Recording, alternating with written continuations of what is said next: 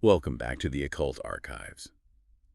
You know, we spend a lot of time thinking about these books that have kind of haunted history in a way, like the books that people are almost afraid to even open. Yeah, they have that reputation, don't they? Like maybe there's something in there that's better left undisturbed. Yeah, exactly. Like a And little bit dangerous, a yeah, little bit too powerful, maybe. but So, for episode 74, we're going to take a deep dive into one that definitely fits that description. Nostradamus, prophecies, symbolism, the enigma of the eternal seer, as he's sometimes called. I mean, that title alone, it's got gravitas, you Yeah, know? it really does. I mean, Nostradamus, that name, is practically synonymous with prophecy, right? People have been studying his writings for centuries, trying to figure out if he got the future right. Yeah, right, trying to match up his verses to historical events to see what he predicted accurately. Exactly. But today, for you, our listener, I think we want to go a little deeper than just checking off predictions like a grocery list. Yeah, I think that's important. We want to really try to understand his methods. How did he work? What were the symbols he was using? And how have people throughout history interpreted these writings? And to help us navigate all of this, we're going to be looking specifically at Charles A. Ward's Oracles of Nostradamus. Ward really dug deep into these cryptic texts. He offers some pretty insightful and sometimes, I got to say, pretty controversial interpretations of what Nostradamus was trying to say. Yeah. But we should probably be upfront, right?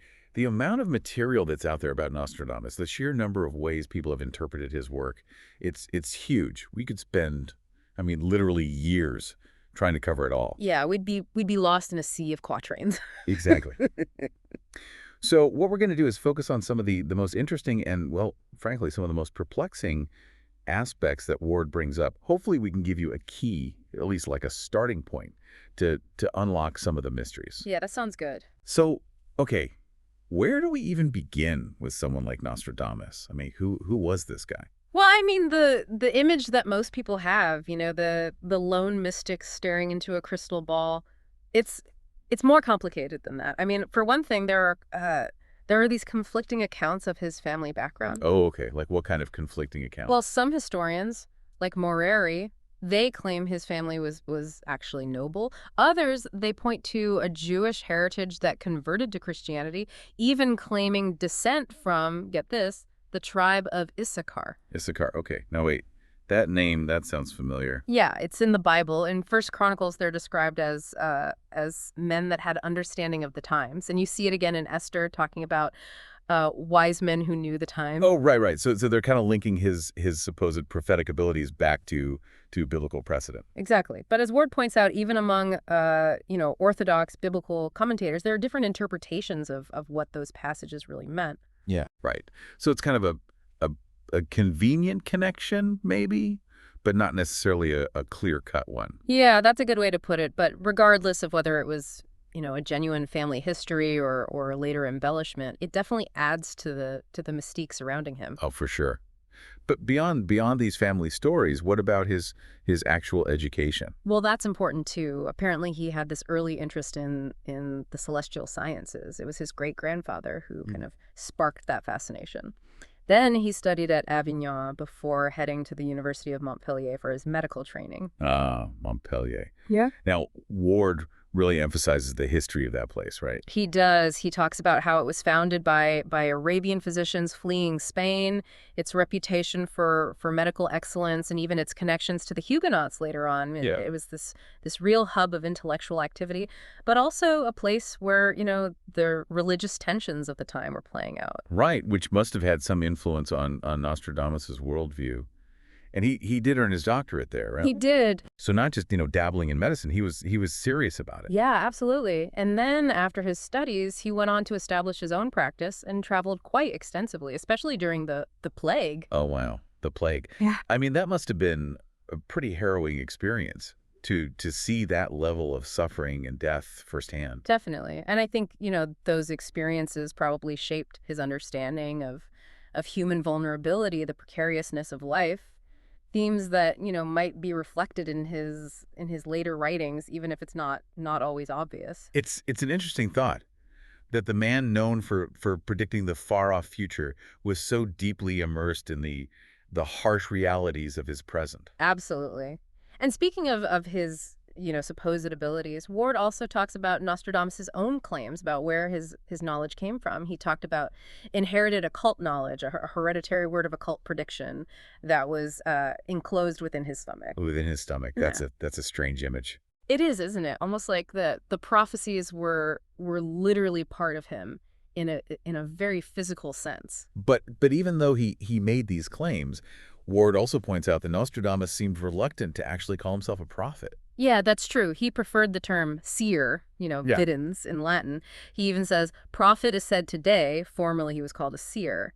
So maybe he saw himself more as someone who observes, who perceives, rather than someone who dictates the future. Right. A subtle distinction, but maybe an important one. Yeah, and it kind of aligns with what he said about the source of his insights. He talked about nocturnal and celestial lights, a spirit of prophecy, and of course, divine inspiration. So it seems like a combination of astronomical observation, intuition, and a belief in a higher power guiding him. A pretty potent mix, you'd have to say. Now let's talk about his writing style for a minute. It's not exactly straightforward, is it? No, not at all. And Ward points out this interesting two-stage development. Early on, Nostradamus wrote in prose in a much clearer style, but then he shifted to these rhythmic, often deliberately obscure quatrains, the four-line verses that he's most famous for. And it's that shift in style that I think has led to so much debate and different interpretations over the years. Definitely. The ambiguity of those verses, it leaves a lot of room for people to read their own meanings into them. And Ward himself, he was pretty convinced about the accuracy of these previsions, as he called them. He even uses the word miraculous to describe some of them, like the 73-year time frame he connects to Napoleon. Yeah, he really believed that Nostradamus was pinpointing specific historical events and that there were these undeniable links between the verses and what actually happened. He talks a lot about subtle analogies in Nostradamus's work. Yeah, like with Le Commun Événement, which he translates as the vulgar advent, and how he sees that as a clear reference to the French Revolution. Right. And then you have the revolutionaries adopting the color red, becoming the Rouges. It seems spontaneous, but Ward connects it back to the imagery in Nostradamus's verses. Like he was tapping into some kind of deeper symbolic language, maybe, that was woven into the fabric of history itself. Exactly. And Ward sees this embrace of red as the Rouges overthrew the monarchy, who, were associated with royal purple. But he also interprets Nostradamus as predicting their eventual downfall under a powerful ruler he refers to as Lenol, Alestant, or Clement Caesar. Someone who would restore order, perhaps even through authoritarian means. So a kind of cyclical view of history, maybe, with revolution leading to tyranny. Yeah, something like that. And Ward even tries to link these mysterious names to actual historical figures. He suggests figures like Rousseau, the red-haired philosopher who influenced revolutionary thought, and ultimately Napoleon. So trying to ground these abstract pronouncements Yeah. in intangible historical realities. Okay. And it's not just historical figures. He even reads symbolic meaning into the colors of the French tricolor flag. He does. He points out how the order of the colors, blue, white, red, is actually an inversion of the natural order, like in the solar spectrum or a rainbow where it's red, yellow, blue. And he interprets this as a symbolic déluge rouge, a flood of red representing the bloodshed and chaos of the revolution. Wow. So even the flag, a symbol of national identity, becomes imbued with prophetic significance. Yeah, that's how Ward saw it. Okay. So let's get into some specifics. What are some of the actual prophecies that Ward analyzes in detail? Well, he covers a pretty wide range from, relatively minor events to major historical turning points. For example, he interprets one quatrain as implying the death of Oliver Cromwell happening specifically on September 3rd, 7 years after the Battle of Worcester. Okay. And I'm guessing he backs that up with historical evidence. He does, although he admits it's more of an implication based on calculations in the context of the verse. But he argues it fits into this broader pattern of Nostradamus's accuracy. And what about the Great Fire of London in 1666? That's another one Ward talks about, right? Yeah. And that one is pretty hard to argue with because he actually gets the year right. Right, a direct hit. Okay, so what else? Well, he also points to the violent death of Louis VI, which he believes was was clearly predicted, even mentioning the year 1792 in the Luminary Epistle, a separate letter attributed to Nostradamus. Okay. And he sees the arrest of the royal family at Firenze as another example of Nostradamus's precision. Yeah, and he even points to the inclusion of the name Sals, the grocer in that town. A very specific detail that's hard to explain away as just coincidence. That's pretty amazing. A proper noun appearing in a prediction made centuries earlier. It's no wonder Ward uses words like miraculous.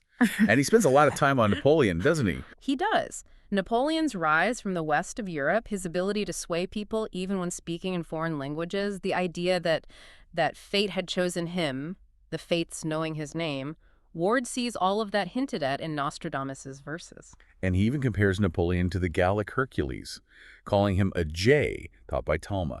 Now, who was Talma? Talma was a famous actor at the time, so maybe the idea is that Napoleon was, putting on a performance, adopting this larger-than-life persona. Ah, I see. And the whole narrative of a simple soldier rising to become an emperor, Ward draws a parallel there with Cromwell again, right? He does. He sees these recurring patterns in history, and maybe Nostradamus was picking up on those patterns. So what about Napoleon's downfall? Does Ward address that too? He does. He interprets several quatrains as referring to Napoleon's eventual defeat. The curse when counsel dies out of the shaven head, which could be a reference to Napoleon's short haircut later in life. The gathering of forces in Sclavonia.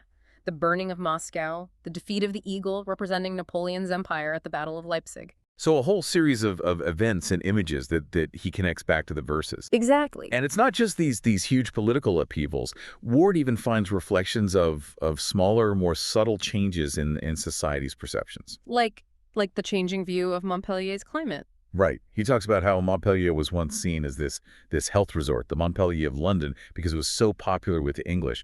But then over time, public opinion shifted, and it wasn't seen as this healthy paradise anymore. And Ward sees that mirrored in Nostradamus's writings. Yeah, it's like his vision wasn't limited to just wars and revolutions. It also encompassed these more gradual shifts in social and even medical understanding. So what can we say about Nostradamus's methods, the actual techniques he used to arrive at these prophecies? Well, Ward has some interesting ideas about that. He argues that true prophecy has to run parallel with the actual unfolding of history.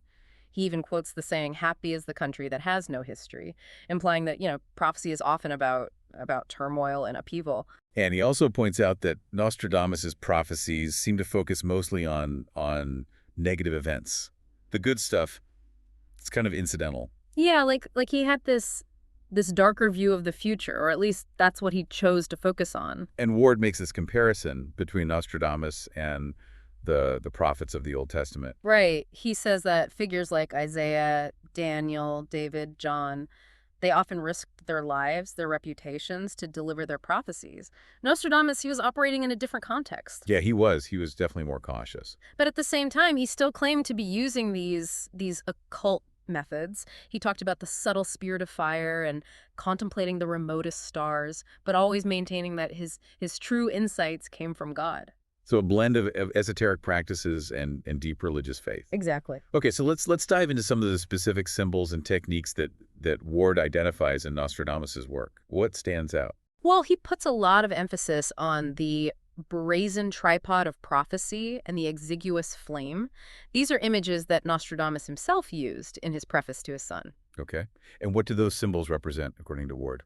While the brazen tripod, it evokes this sense of ritual, like a dedicated space for seeking knowledge, for connecting with the unseen world. And the exiguous flame, that tiny flickering light. It could symbolize the fragility of that connection, but also its essential nature. Makes sense. And Ward also talks about something called the magical call by water, or basin divination. Yeah, he links that back to ancient Assyrian practices and the idea that water could act as a medium for receiving visions. So like staring into a bowl of water. Yeah. They believed that spirits could communicate through the water, maybe through ripples on the surface or even sounds. That's pretty far removed from our modern understanding of how the world works. Definitely. It speaks to a very different worldview where the lines between the physical and spiritual realms were a lot blurrier. And Ward goes on to interpret even more specific predictions, right? He does. He talks about a prophecy foretelling peace with Spain and civil war erupting in France, all during the reign of Henri II. He also finds a quatrain that he believes predicted Henri II's death. Okay. And what about the conflicts between Henri III and the Duc d'Alençon and the downfall of the Guise family? Ward connects those events to specific verses as well. It's like he sees all of this political drama unfolding in 16th century France, and he believes Nostradamus saw it coming. And the assassination of Henri III by Jacques Clement, the young monk? That too. He interprets a quatrain as clearly referring to that event. Wow. And he keeps going, doesn't he? He does. He interprets the one-eyed man as a reference to Henri II and the troubles that followed under Catherine de' Medici's regency. Yeah. The execution of the Duke of Montmorency, even mentioning specific details like the Nef op Terre, which is probably some kind of blocked structure near the Hotel de Ville, and a figure named Clairpain. That's a crazy level of detail. I mean, to pick up on those specific elements in verses that are, notoriously vague. And he even tackles the conspiracy of Cinq Mars against Richelieu. Yeah. He calls Richelieu the monster double and talks about the liquiduct, which might refer to Richelieu's return to power via a waterway. And then he moves on to events associated with Louis XIII, Louis XIV, and the French monarchs that came after. Like he's tracing this thread of prophecy through centuries of French history. Exactly. And of course, the French Revolution and the Reign of Terror are major focal points. The Reds overthrowing the Capettes, the rise and fall of Napoleon. I mean, these are the events that really capture the imagination when people think about Nostradamus. Yeah, for sure. And Ward really digs into those events, analyzing all the different quatrains that he believes are connected to them. He even gets into specific words and phrases. Vincel, Testeress, anagrams like Herne for reine, which is queen in French. He's looking for all these hidden layers of meaning, trying to connect them to specific figures and events. Like he's cracked a code almost. Yeah, that's a good way to put it. Okay, but beyond all these specific predictions, Ward also gets into Nostradamus's, his broader philosophical and even scientific ideas. And this is where Ward's own perspective really comes into play. He's pretty skeptical of what he calls science in his time.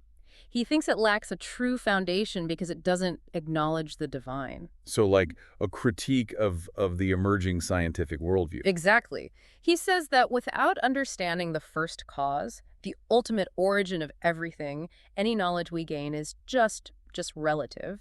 And he even questions the atomic theory as it was understood then. Oh, wow.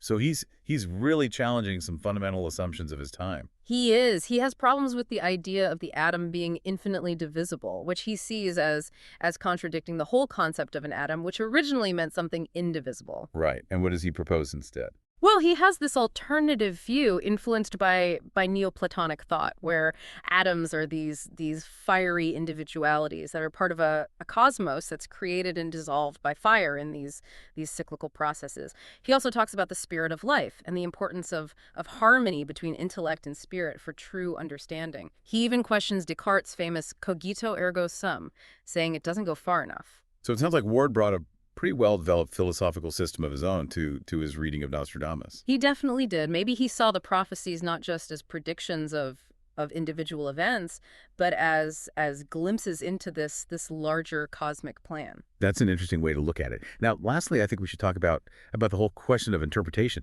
How does Ward approach that? I mean, how do you even make sense of these cryptic quatrains?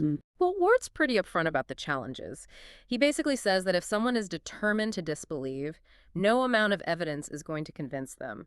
And he points out how much easier it is to interpret the prophecies after the fact.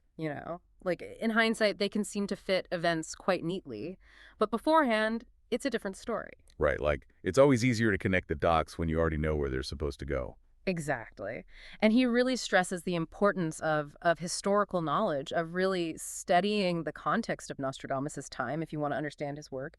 It's not just about blind faith, but about careful research and analysis. Yeah, it's about putting in the work, not just looking for easy answers. Right. And he even suggests that the seemingly random arrangement of the quatrains in Nostradamus' book, that might have been intentional, like a way for Nostradamus to protect himself during a time when expressing certain ideas could be dangerous. So a kind of a coded message, maybe, that only those with the right knowledge could decipher. Yeah, something like that.